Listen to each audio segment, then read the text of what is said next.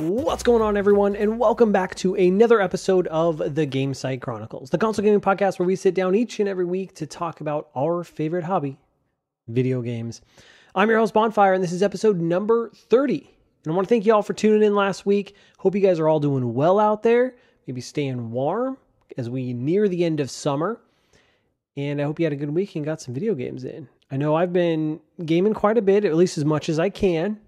And yeah, I mean, just as we wrap up summer, I'm excited. As I mentioned last episode, it's kind of my favorite time of year. And, you know, this week was kind of a short work week for those that had Monday off here in the U.S., Labor Day. So happy belated Labor Day to all of you out there. But for me, it was pretty busy nonetheless. And I know for a lot of folks, you know, school's back in session, so that's busy. And you know, fall sports are kicking up for little kids and stuff like that. So it's getting a little chaotic. But it flew by for me, so it's all good. You know, one thing I forgot to mention last week too is that PAX West was going on.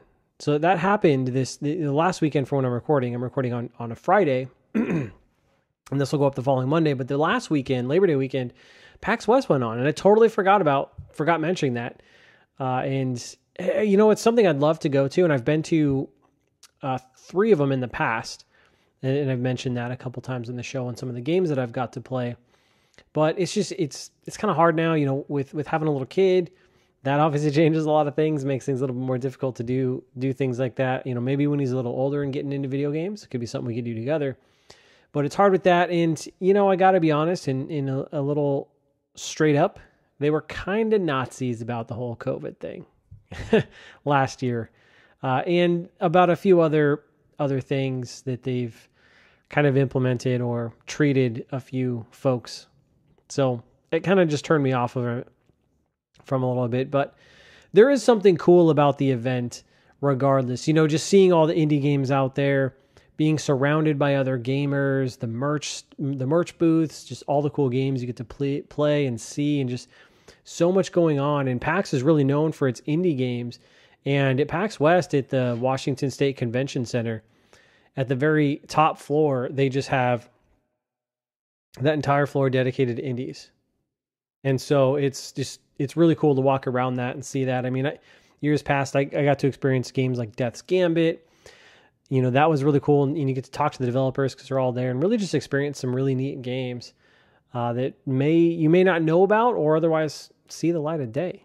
So that's pretty cool nonetheless. And like I said, maybe we'll get back to it at some time. But if you did go, I'd love to hear from you and let me know how the show went. And also, as I stated last week, I'm excited to have college football back, baby. It's so cool. Like Saturdays are just a college football day where you just get to kick back, enjoy some games. And there's always just crazy games that happen. So I love it. And I'm actually going out to the Oregon Ducks game tomorrow. So hopefully we can, in taking my son to that. So that'll be an interesting experience, but I'm excited nonetheless. So it'll be last weekend by the time you hear this.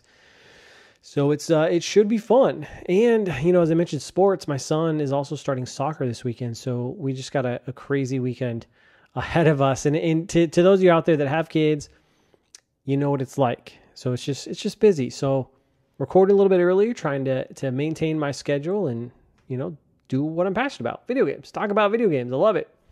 But man, you know, it's kind of surreal at the same time just because, yeah, he's just growing up so fast. And, you know, I remember used to hearing that as a kid, you know, like, oh, your parents or your grandparents would say, oh, you're growing up too fast. And you kind of shrug it off. But when you're on the end, the person who's saying that, as you get older and you have your own kids, you kind of understand it. Again, I guess it's the circle of life, you know? The other thing I wanted to mention at the top is we had some big releases this week.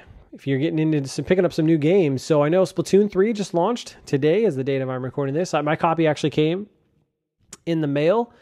So I'm looking forward to jumping into that probably on Sunday or something like that. I think when I have a little bit more free time.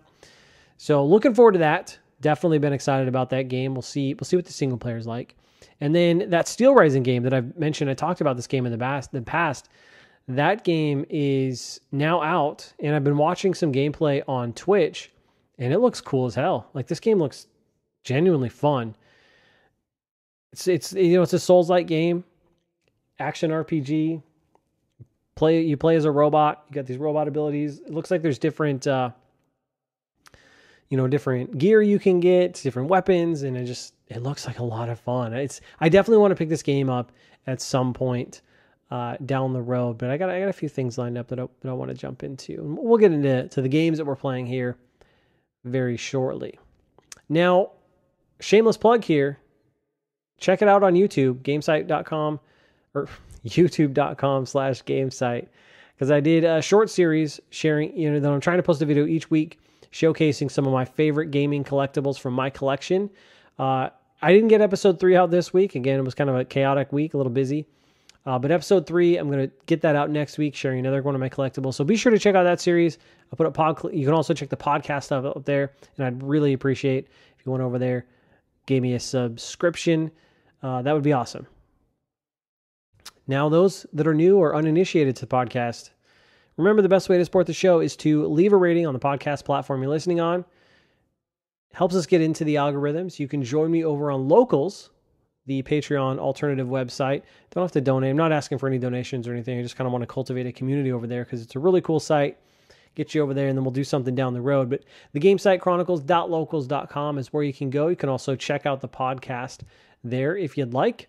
You can follow me on Twitter at GameSite Podcast and catch new episodes of the show each and every week on Mondays, 9 a.m. Pacific Standard Time.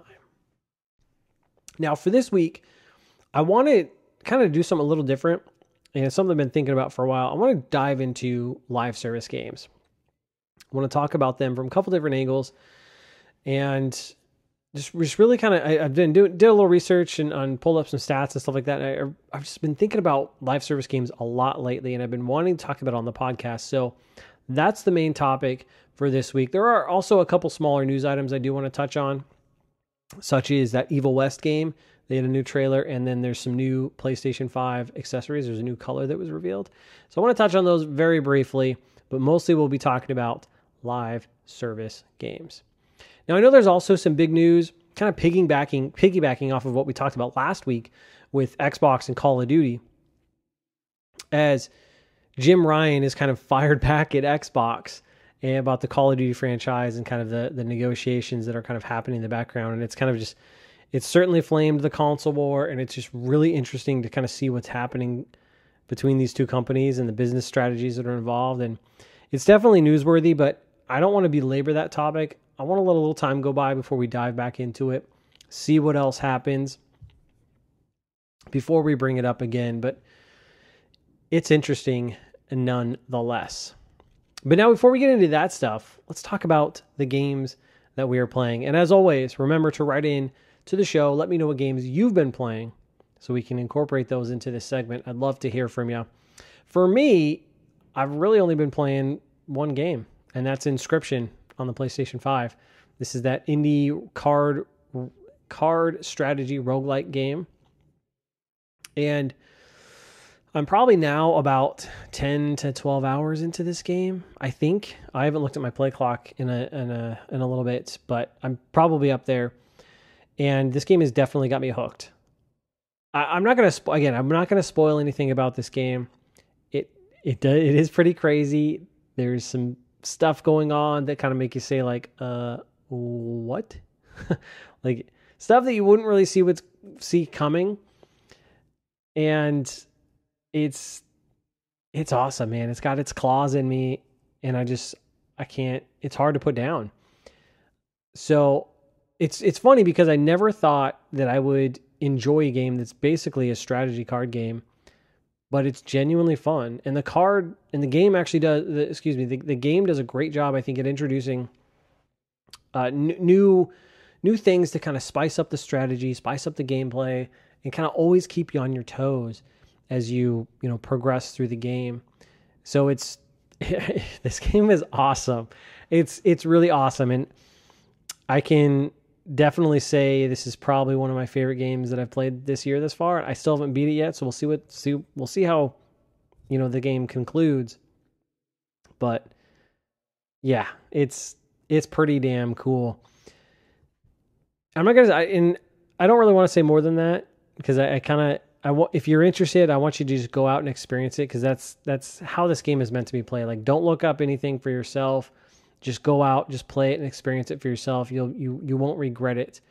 And it kind of reminds me of Doki Doki Literature Club in this way, that it's just best to go in as blind as possible. So keep that in mind about the game. I'll leave it at that, but Inscryption is freaking awesome.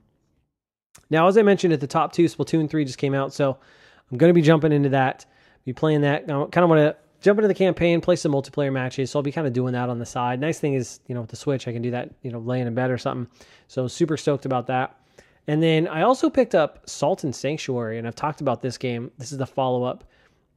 Oh, not Salt and Sanctuary. Salt and Sanctuary was the first game. Salt and Sacrifice. I picked that game up. Salt and Sacrifice, which is a sequel to Salt and Sanctuary. Salt and Sacrifice was on sale. I got it on the PlayStation 5. And I've been wanting to play it. Again, it's a 2D Souls-like. I loved the first game, so I've been eagerly anticipating the second game, just haven't found time to play it. And so I think now's the time after Inscryption to jump into it. So I think I'll be doing that here pretty soon. So now let's jump into a couple of those smaller news items that I mentioned. First is that Evil West trailer. So there was a new trailer that dropped for that upcoming game called Evil West, and it shows off an extensive look at gameplay. So it's about 13 minutes long, and I watched it actually just earlier today, and I don't know why I've never looked into this game before, because it looks freaking awesome. Genuinely awesome. And I'm thinking it's because it has a similar name to that Weird West game that launched. And that's literally what it's called, Weird West. Not a Weird West game, but that's what it's called. I realized as I was saying that it just kind of came out funny. But they kind of have a similar name, Evil West, Weird West, similar aesthetics, even though I think one's like a isometric and then Evil West is a third person. So there's differences there, but I think in my mind I was just thinking these games are very similar. So I kind of just brushed them off, but if you're of that mindset, don't do it. Evil West genuinely looks freaking cool. Now, this game is being developed by Flying Wild Hog, and so those are the developers behind the recent games Shadow Warrior 3, Trek to Yomi, and it's being published by Focus Interactive, and it's coming out November 22nd of this year, which is exciting, and is a third-person action adventure game. And so in watching the trailer, I got to say, I love the Old West aesthetic mixed in with, there's kind of this technology component with some of the abilities and tools that you get. They show off in the gameplay. And they also mixed in like vampires and monsters that you're fighting too, which is kind of cool. So it's this weird mix up. In a way, it kind of reminded me of the Order 1886. Obviously not as... I don't know, the Order 1886, at least in my mind, that was such a beautiful looking game. And I wouldn't say that this game is on that level in terms of graphic fidelity. It still looks good. But it's kind of that same... That's kind of the vibes I was getting as I was watching this, in terms of like looking at the characters, kind of what their clothing, the aesthetics. It was kind of giving me those vibes. Even though it's Old West, So, yeah. Now, the gameplay, because there's lots of gameplay in this 13-minute trailer here, looks fun as hell. It looks awesome. I mean, you're shooting these different creatures, and you're using a variety of different abilities to take them out and kind of kill them. And it looks cool. It looks like you can kind of do combos, and you get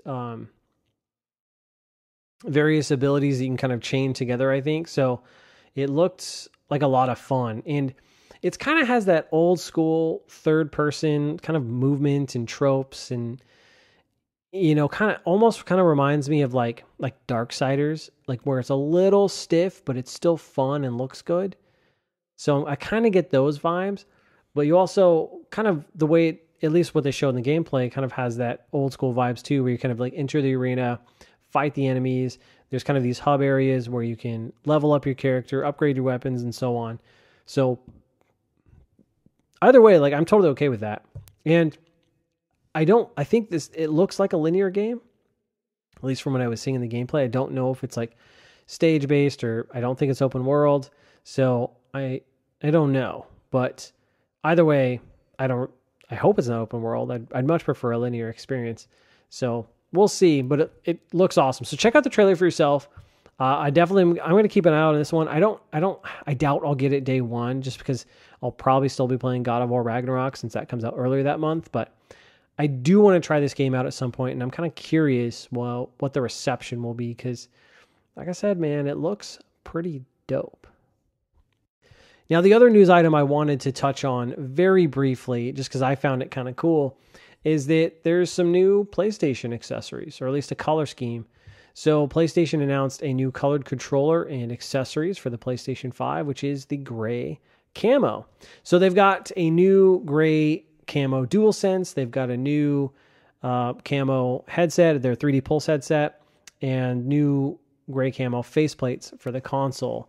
And I mean, I think these look cool. I always love seeing what new color schemes both Xbox and PlayStation are coming out with, though I've got to give props to Xbox because I think they do a much better job in variety, and their whole, what was it? Like the ID, like color lab that they did where you can design your own controllers is, I don't know why PlayStation hasn't done that. Like it seems like a no brainer to just print money, but I digress on that. So I love seeing this stuff though, but it's kind of funny because when you look at the camo, it looks exactly like the gray camo DualShock 4 that they released during the PlayStation 4 generation. I actually have that controller. And so I'm like, this is like, I guess a more updated version of what I already have. So I can't help but laugh at that and think that, though, you know, I'm sure there's a little bit of differences, a little darker and stuff like that, but it's kind of funny. It seems like they kind of reuse these color schemes that they probably in the back end that they're seeing maybe sell really well. So like, oh yeah, we got to bring this color scheme back. So who knows there? But the last thing I'll say is that gray camo faceplate, like for the console, that actually looks pretty dope. And I'm kind of thinking about getting it because like we've never really had anything like that for PlayStation. And so like having like a gray camoed PlayStation console, like I love that idea. And I mentioned last week I got the red DualSense, but it's kind of a darker red, and I don't really like the red faceplate. Like that's too much red for me because I don't know, it's not like a true red. It's like a little bit off, a little bit of pinkish almost in there. And I would, if I would have gotten the purple DualSense, I probably would have went purple DualSense, purple faceplates.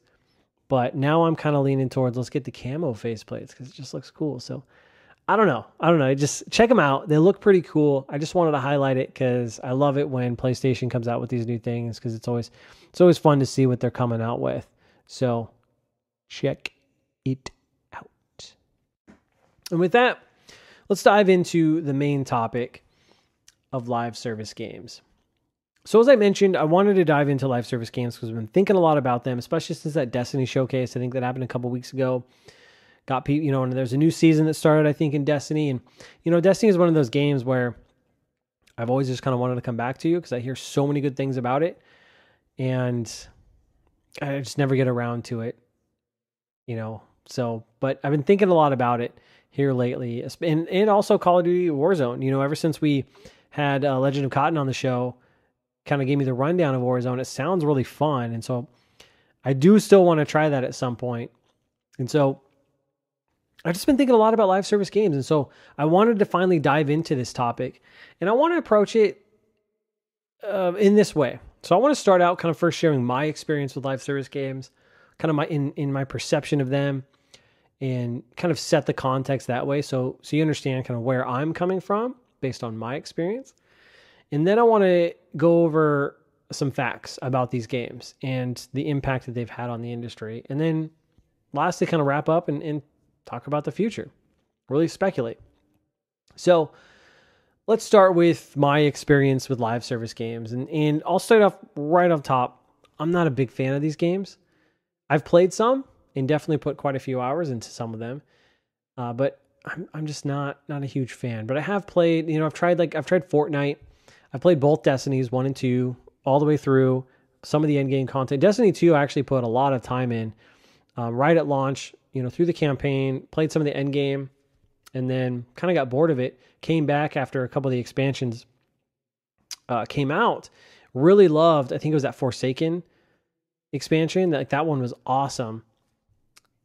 And played quite a bit of that, then put it back down and came back after the Shadowkeep one, the Shadowkeep expansion, or maybe two more expansions came out. I don't know. I can't keep up with this stuff. But I came back, played a little bit of Shadowkeep, and then kind of fell out again. Haven't come back since. But Destiny is probably the one out of all of these that I've played the most. But I have played like The Division 1 and 2. Both of those are great games. Played Overwatch in the beginning. Obviously GTA Online when that came out. Put in some hours into that. Monster Hunter, which you could, World and Rise, I think you can consider live service games in the way they're kind of modeled with expansions. Rainbow Six Siege, I played a little bit of that for a while on Xbox a couple years ago. Really interesting game, and it was actually kind of fun, but not really my cup of tea to kind of continuously play, but it is pretty darn cool. And then some smaller, I say smaller, but some of the ones that you may not necessarily think of, like Rocket League. When that game came out, before it exploded to what it is today, like I played Rocket League because it was free on PlayStation Plus, and that game was awesome. Another Monster Hunter-like game called Dauntless. Have you ever heard of that? I was really into that game when it dropped on Switch. No, not when it dropped on Switch. I think when it came out on Xbox, I jumped into that and just was infatuated with it for a short stint. Payday 2 is kind of a live service game. I played that when it came out on the 360, but it's still chugging today. And then obviously we talked about PGA 2K21. So any kind of sports games kind of follows that live service model as well. So I have some experience with these games, but not a ton, and not some of the biggest ones that are out there, like Apex Legends or Valorant or anything like that. So I have played some of them, and I've enjoyed my time with most of them. But the reason I'm not really a big fan of these kind of comes down to two things. First is that most of them, not all, but most of them, they're designed to not have an end. There's no end, right? They're supposed to be ongoing. And, the ones that I spent the most time in, like I would say The Division and Destiny, at least have some sort of campaign mode that I can play through completion. So that's my initial draw. But I like playing a game through to completion and having a start and end, because it satisfies that kind of completionist in me to where I find satisfaction in booting up a game, playing through it, experiencing it, and then completing it, checking it off my list, and then moving on to the next game and kind of going through that cycle. I get some sort of level of satisfaction for that to play a game, and that's why I prominently play single player games, because there's an end in sight. So they're designed that way. They're designed to have this ongoing content and to keep you coming back for years. And that's just not necessarily my thing. That's not necessarily what I'm looking for in a video game. And the other thing is, and maybe more prominently, is I find a lot of these games intimidating or have kind of steep learning curves for new players. Like it's hard to get into as a new player. And that's because I just feel like you're so far behind. Like if you don't play these games at launch and you miss, X number of seasons of content, like I just feel like you're so far behind. Everyone else knows the game.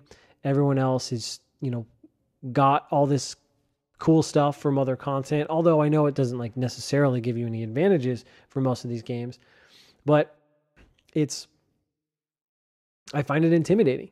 And especially with a game like Destiny, like I couldn't imagine coming in now as a brand new player, never playing Destiny 2, and you can't even play like the vanilla content anymore, like the vanilla stories and campaigns and some of those worlds, I believe, because they've just vaulted those. And that in and of itself is its own problem. I don't necessarily want to get into that, but like, I don't know. There's so much going on in Destiny. There's so many systems, so many, seasons of content that they've had and all these various different activities you can do that it's overwhelming. And so I find it hard to get into some of these games because of that. And I know not everyone's like Destiny, and maybe I'm overthinking it, right? In that, with a game like Fortnite or Apex Legends, like you're basically playing Battle Royale or, a variation of Battle Royale. and you're just playing, you're having fun. You know, the gear and all that other stuff kind of is just something to keep you coming back. It's something to grind for. It's something to look forward to, or purchase outright.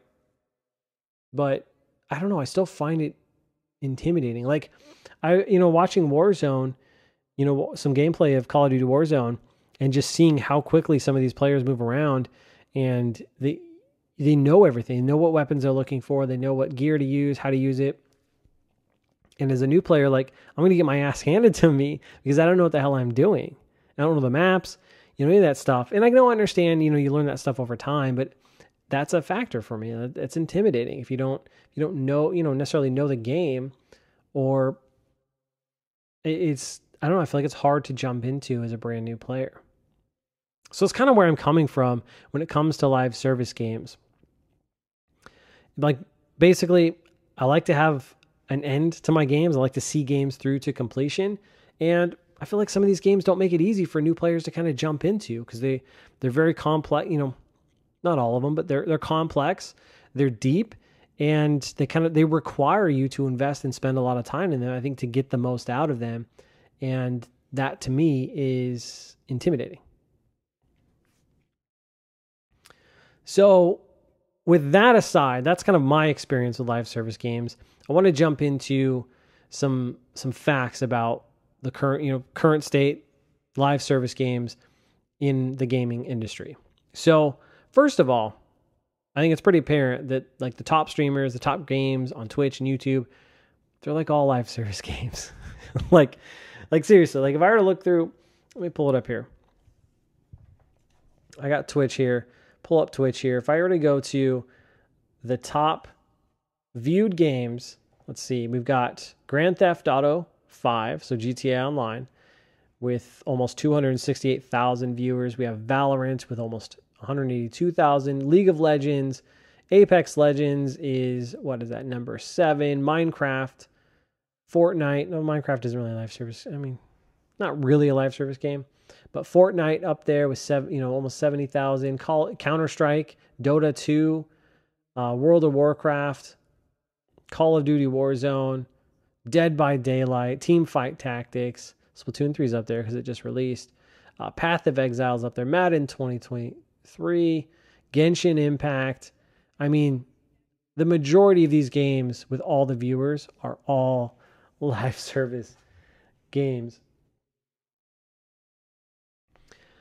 And it's, that's kind of to no surprise. And I was looking into the player counts because I was kind of curious on what some of the player counts are for some of these big games. So, as a report for Fortnite, as reported by Games Radar, that game sits around 83 million users in 2022, with about 3 million active at any time. So that's a lot of players at any time. Like 3 million concurrent players active. That's quite a bit. Genshin Impact, as reported by Charlie Intel, says that this game has about 60 million monthly players at about 8 million daily players in 2022, which is that's crazy. Now, that's mostly a mobile game too, though it is available on PlayStation platforms. So I'm sure that's boosted their numbers as well. And I think that's a huge game in China, if I'm not mistaken.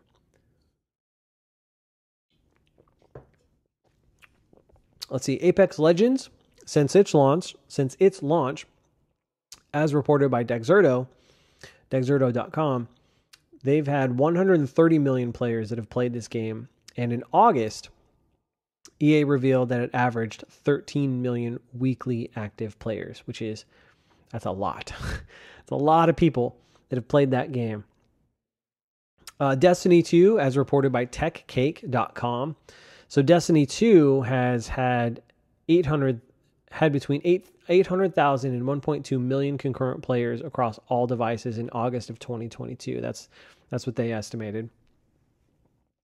Call of Duty Warzone, as reported by .esports, as Activision has said that Activision stated they had over 125 million players since its launch.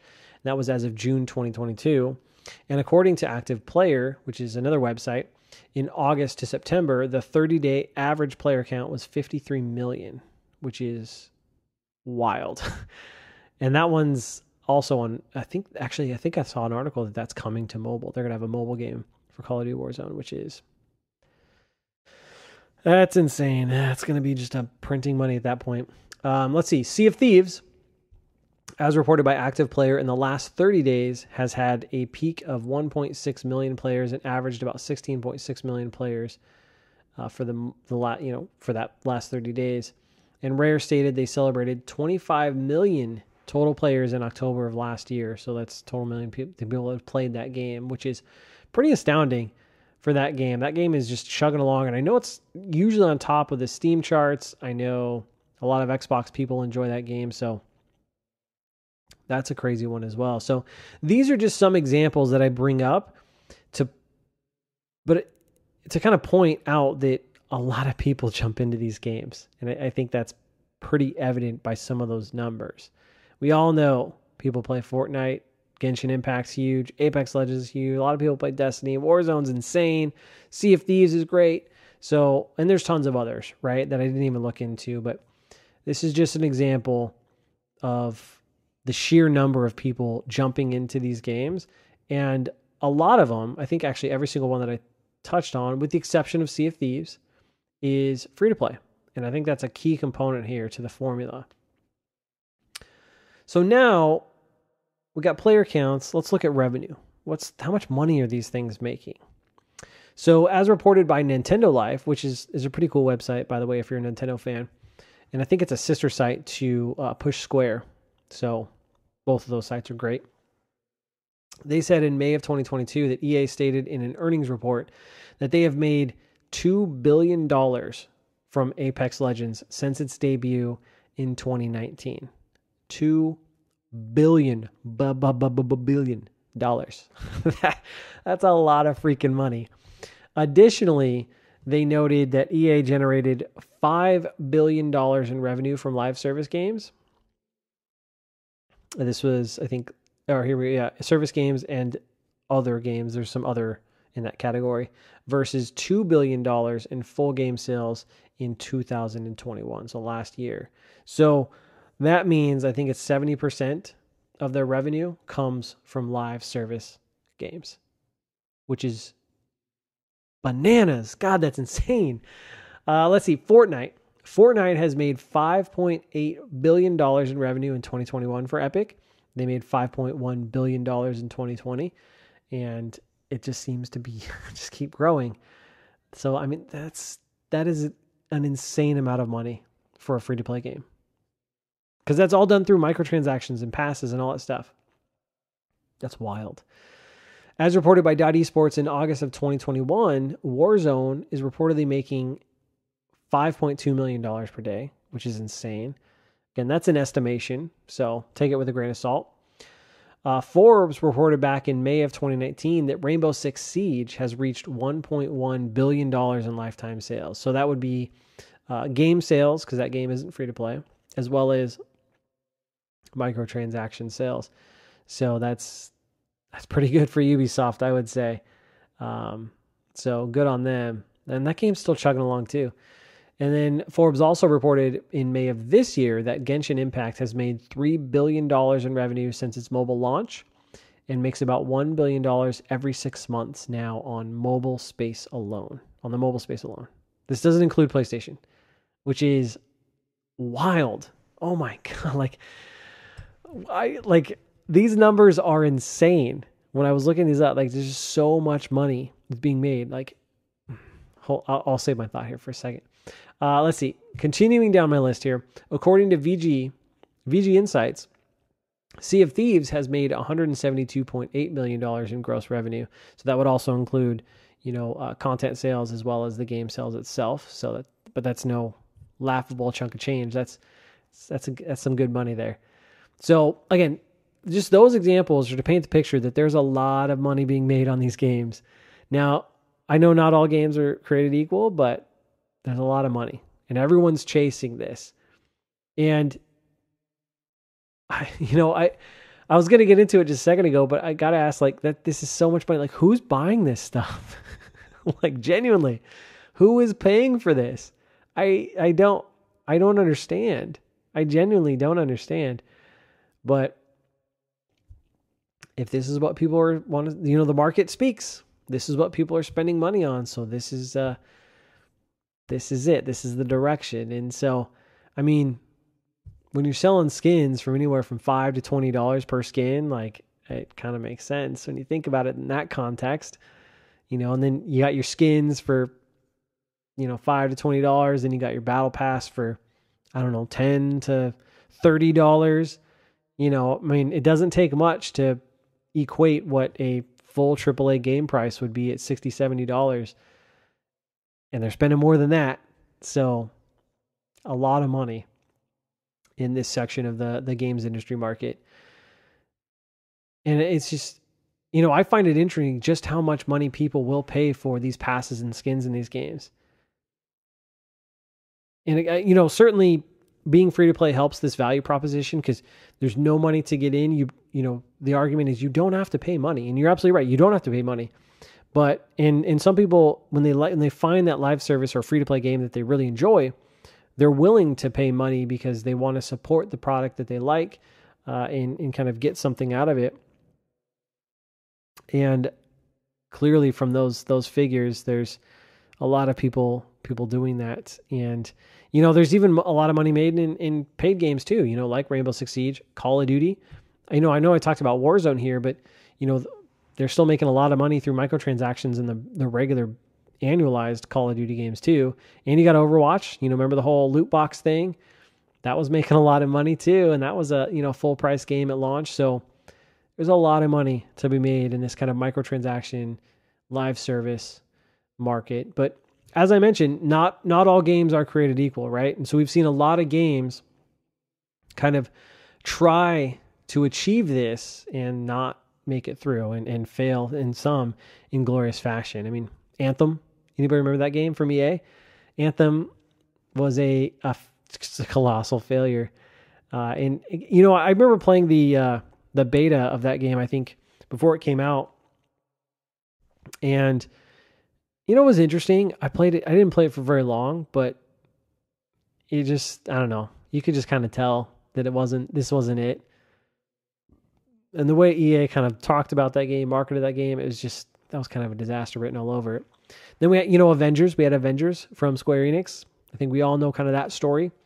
Though I've heard the campaign of that game is actually genuinely great. So I did get a cheap copy that I do want to pop that in and play it at some point.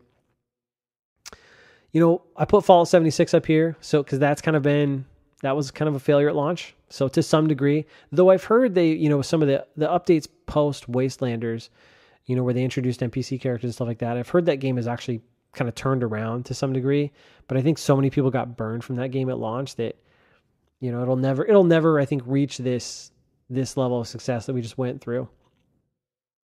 Anyone remember Ubisoft's Hyperscape? That's kind of battle royale game that with all the neon and the funny looking masks on characters and stuff like that. Yeah, that game's dead. Babylon's Fall from Square Enix that came out this year that was dead on arrival. Yeah. Rocket Arena from EA. That game I think was originally a $40 game. Quickly went down. I saw it in like $5 bins and then it went free to play and it still bombed.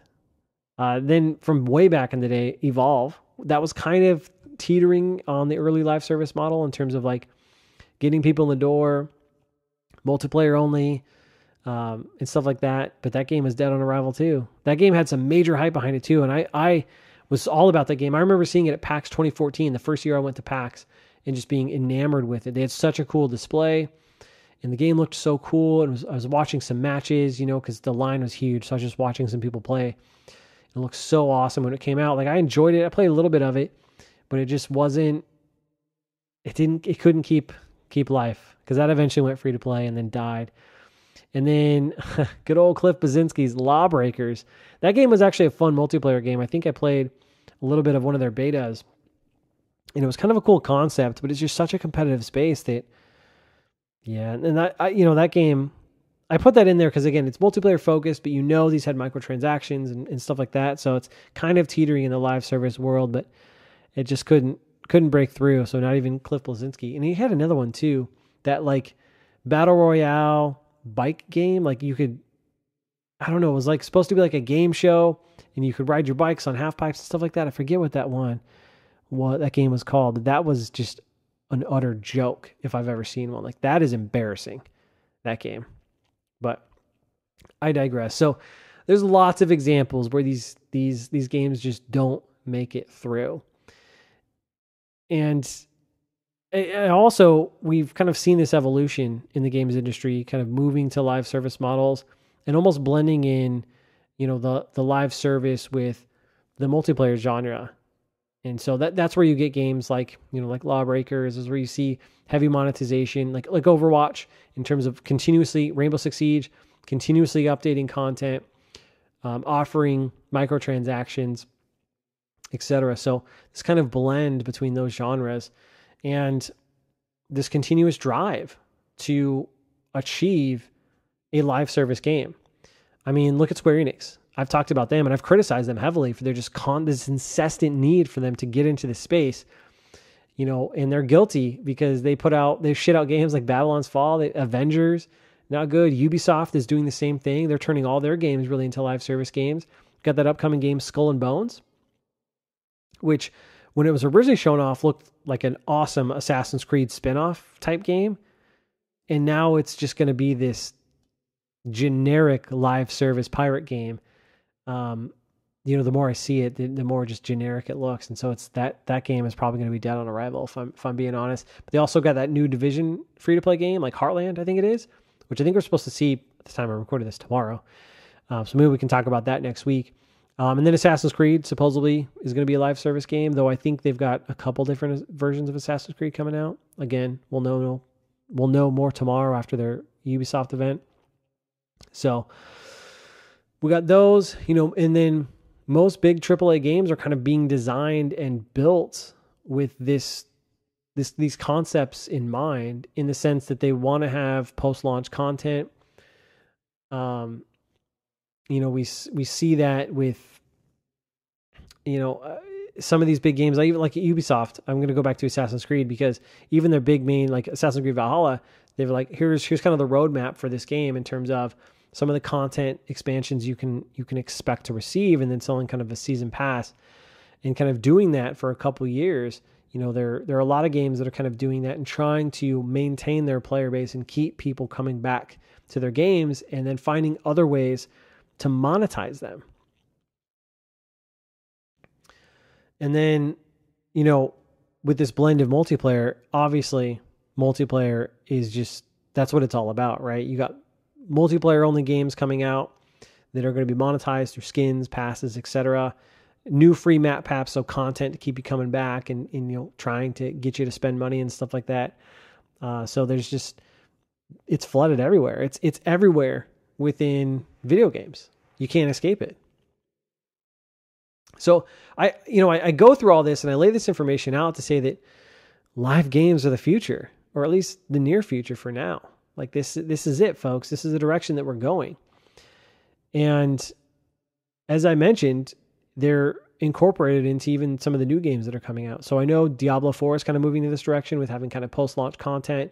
I think they're having some form of microtransactions. You don't need to buy, but it's there. So, they're going to have a roadmap and stuff like that. And I know they do seasons, Diablo 3 has done seasons and stuff like that. So that's, it's a loot-based game. So of course it's going to be supported for a long time. But as we mentioned, Ubisoft is going that direction with all of their games, it seems like. And then even PlayStation as a company has stated that they plan to launch 12 live service games by, I think it's either fiscal year 2025 or 26. So in the next few years, they're going to launch 12 live service games. And really the only one we know of for sure, most likely, is that Factions game. So they're jumping into that pie, and everyone is trying to get a piece of that Fortnite pie, so to speak. And so when you look at it, though, can you blame them? I mean, think about it this way. Why make a game that's sold for $60, $70 and, a AAA game, so we're talking AAA space, could be sold for $60, $70 and you sell 1 million copies, a couple million copies, I should say, when you can, in theory, make a game that's free to play and sell, $5, $10, $20 skins that can have 3 times the player. And if you think about it, it only takes 3 players buying that $20 skin to equal 1 game sold. And if you have 3 times as more players, more people spending money on your game, I mean, you can make 10 times the money you could on just a regular AAA, standard $60, $70 game. So you got to imagine that a lot of these executives at these companies are looking at that and saying, well, why can't we do this? And that's why we're seeing this race to the bottom of live service. Like this, it's all theoretical, but if that can be achieved, I mean, you're going to make so much money. I mean, we just went through all the money that these games are making on an annual basis. It's insane. And EA, 70% of your revenue is coming from this. Holy moly, that's crazy. So why not? Why not go for it? You're going to get a lot of shit. We see that with Ubisoft and Square Enix, but you're going to get some bangers too, like EA and Apex Legends. So I don't think there's no denying that live service games are huge and they're just dominating the video games market, and they don't seem to be slowing down anytime soon. There's so many people that are jumping into these games and spending a lot of money in them. And, I think some games do it right. I'm going to go back to Destiny in a very compelling way with the way they do their seasonal content, the way they storytell. I don't know what the hell goes on in Destiny, but I know I do love it. And Bungie just makes damn good shooters, So there's ways to do it in a very compelling way, and have annual expansions and all that stuff. It's really cool, and I understand the appeal of it. I understand of the appeal of having a game to come back to consistently with updated content, new things to do, and just always having something to do and come back to. I can see that appeal. And especially if I were 12 to 15 years old, and think about all the games you have access to right now for free, really. All the free-to-play games out there. You can play Apex Legends, you can play Fortnite, you can play Destiny for free. There's so many awesome games out there that are free-to-play. And you have so many options. When I was a kid, none of this existed. So you're paying money. Or you're renting it from Blockbuster. And then you mix that on top with subscription services like PlayStation Plus and Game Pass.